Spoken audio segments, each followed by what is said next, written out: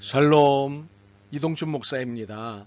오늘도 여러분의 삶이 주님의 평안으로 가득하시길 기원하며 하나님의 말씀을 나누겠습니다. 오늘 주시는 말씀은 누가복음 15장 11절에서부터 24절 말씀입니다. 이 말씀 중에 21절에서부터 24절까지 읽도록 하겠습니다. 아들이 이르되 아버지 내가 하늘과 아버지께 죄를 지었사오니 지금부터는 아버지의 아들이라 일컬음을 감당하지 못하겠나이다 하나 아버지는 종들에게 이르되 제일 좋은 옷을 내어다가 입히고 손에 가락지를 끼우고 발에 신을 신기라. 그리고 살진 송아지를 끌어다가 잡으라. 우리가 먹고 즐기자. 이 내 아들은 죽었다가 다시 살아났으며 내가 잃었다가 다시 얻었노라 하니 그들이 즐거워하더라. 아멘. 누가복음 15장 11절로부터 24절 말씀을 본문으로 홈 스위트 홈이라는 제목으로 말씀을 나누도록 하겠습니다. 하나님께서 최초로 세우신 공동체는 무엇일까요? 교회? 학교? 국가? 아닙니다. 하나님이 최초로 세우신 공동체는 가정입니다. 하나님은 아담과 하와를 통해 가정이라는 최초의 공동체를 세우셨습니다. 이 사실은 그 어떤 공동체보다도 가정이 가장 중요한 공동체라는 것을 말하는 것입니다. 그러므로 가정이 행복하면 땅에서도 천국을 살지만 가정이 불행하면 지옥을 살게 되는 것입니다. 오늘 본문은 우리에게 익숙한 말씀입니다. 우리는 이 익숙한 말씀을 통해 우리가 생각하는 행복한 가정, 홈 스위트 홈의 요소들을 모두 볼 수 있습니다. 즉, 행복한 가정, 건강한 가정은 이런 가정이라고 말씀하시는 것을 볼 수 있습니다. 첫째, 행복한 가정, 건강한 가정의 첫 번째 표지는 환대입니다. 웰컴입니다. 둘째 아들은 제 몫의 재산을 챙겨서는 외국에 가서 제멋대로 방탕하고 낭비하며 살다 거지가 되었습니다. 아무리 발버둥 쳐도 돌아올 길은 집뿐이 없었습니다. 그래서 그는 이렇게 입장을 정리합니다. 나는 아들 자격을 잃었으니 품꾼으로 받아달라고 하자. 그리고 풀이 다 죽어 집으로 돌아왔습니다. 그런데 아들의 생각과는 달리 환대가 기다리고 있는 것이었습니다.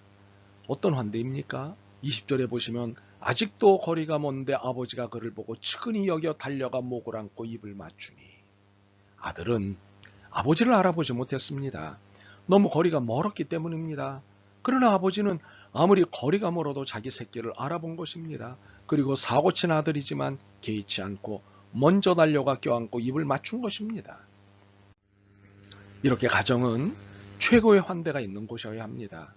전쟁터와 같은 세상에서 하루 종일 상하고 찢긴 상태에서 집으로 돌아온 가족들이 기대하는 건 환대입니다. 밖에서는 말단이고 꼴찌고 이리 채이고 저리 채이는 몸이지만 집에서만큼은 최고의 대접을 받고 싶은 것입니다. 가족들은 모두가 내 편이기를 바라는 것입니다. 내 집에서라도 나를 세워주길 바라는 것입니다. 16절을 보면 배를 채우려고 하되 주는 자가 없는지라는 상황 설명이 있습니다. 둘째 아들은 철저하게 실패한 자입니다. 내쫓아도 비난할 사람이 없습니다. 그러나 아버지는 그를 끌어안고 입을 맞추고 새 옷에 새신과 반지를 끼워주었고 살진 송아지를 잡아 잔치를 했습니다. 내치지 않고 환대를 한 것입니다. 아내들이 남편에게 가장 섭섭할 때가 언제인 줄 아십니까? 남편이 남의 편이 될 때입니다. 그래서 남편을 남편이라고 하는지도 모르겠습니다.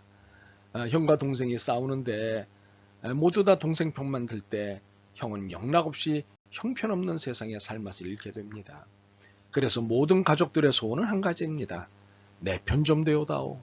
이는 곧 세워달라고 하는 하소연이고 세움받기 원하는 속성이 모두에게 있다는 것입니다.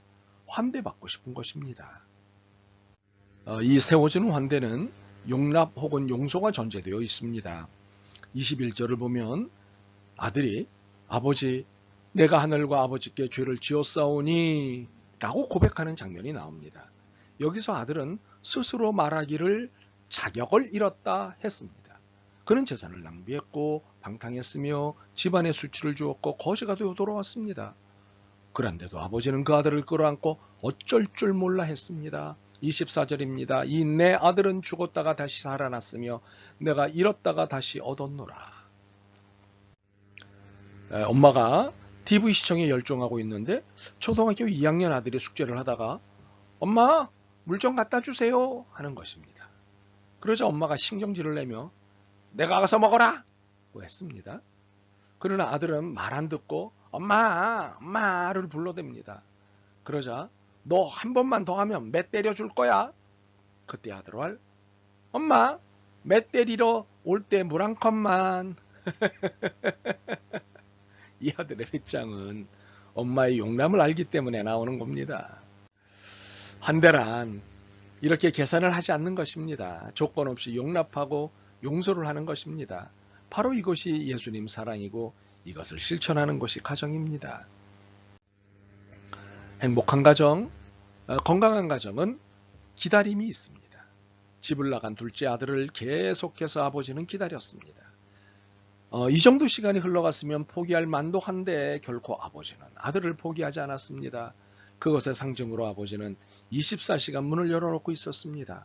아들이 언제든지 돌아올 기회를 만들어주기 위해 24시간 문을 열어두었던 것입니다. 사람들이 가정에 왜 돌아오고 싶어지는 줄 압니까? 기다림이 있기 때문입니다. 만약 가정에서 기다림이 없다면 하숙집이나 여관과 다를 것이 없을 것입니다. 사람들이 좌절하고 낙심하고 포기하는 이유가 무엇인 줄 아십니까? 기다려주는 사람이 없거나 그렇다고 믿기 때문입니다. 그러면 갈 곳 없어 방황하게 됩니다. 20절을 보면 아직도 거리가 먼데 아버지가 그를 보고 측은히 여겨 달려가 목을 안고 입을 맞추었다고 했습니다. 그 죄 많은 아들이 어떻게 돌아올 수 있었을까요? 아버지가 기다리셨기 때문입니다. 하늘 아버지께서도 우리를 기다리십니다. 어서 돌아오 어서 돌아마노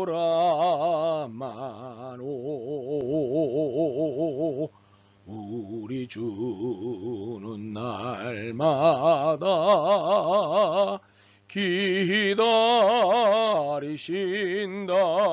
기다리신다오 밤마다 문 열어놓고 마음 졸이시며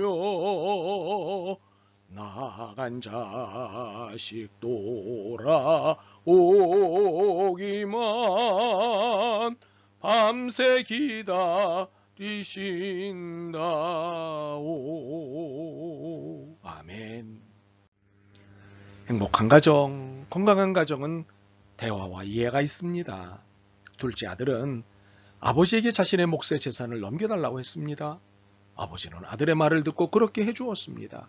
아들은 거지가 되어 돌아왔습니다. 그리고는 자신을 품꾼의 하나로 받아달라고 말했습니다. 아버지는 아들의 말을 듣고 그를 이전보다 더 사랑하고 중히 여겼습니다. 우리는 본문에서 아들의 말에 일단 귀를 기울이는 아버지를 봅니다. 우리는 종종 아이들이 부모의 말을 듣지 않는다고 속상해합니다. 그러나 아이들도 부모들이 자신들의 말을 듣지 않는다고 하소연합니다. 참으로 쌍방의 문제가 있는 겁니다. 전문가들은 부모가 아이들과 어떻게 대화했는가가 아이들의 장래에 심각한 영향을 미친다고 조언합니다. 예컨대 어릴 때 자신이 느끼고 생각하는 것을 부모와 나눈 경험이 풍부할수록 대화를 더 잘하게 된다는 겁니다. 그러나 듣고 순종하는 것만을 강요당하거나 자주 꾸지람을 듣는 엄격한 가정 분위기에서 자란 아이는 자기 표현을 억제하고 침묵함으로 장래에 원만하지 못한 대인관계를 갖게 된다는 것이지요. 혹시 가족 식사 때 텔레비전을 보거나 신문을 읽지는 않습니까? 만약 그렇다면 가족관계에 범상치 않은 이상이 생겼음이 틀림없는 겁니다. 최소한 밥을 먹는 시간만이라도 텔레비전을 끄십시오. 신문을 접어두십시오. 그 대신 그날에 있을 일 혹은 그날에 있었던 일을 놓고 대화를 나누십시오. 할 수만 있다면 거실에서 텔레비전을 치우고 대화의 공간으로 분위기를 바꾸어 보십시오. 대화는 이해를 촉진시키고 이해는 가정의 행복을 가져올 것입니다. 행복한 가정, 건강한 가정은 환대와 기다림과 대화와 이해가 있는 가정입니다. 여러분의 가정이 모두 행복한 가정, 건강한 가정이 되길 기도합니다. 아멘.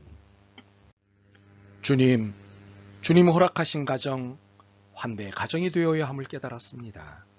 용서와 사랑과 대화, 관용이 넘치는 하나님의 가정이게 하옵소서. 예수 그리스도의 이름으로 기도드립니다. 아멘. 오늘도 여러분의 믿음과 삶을 응원합니다. 사랑합니다.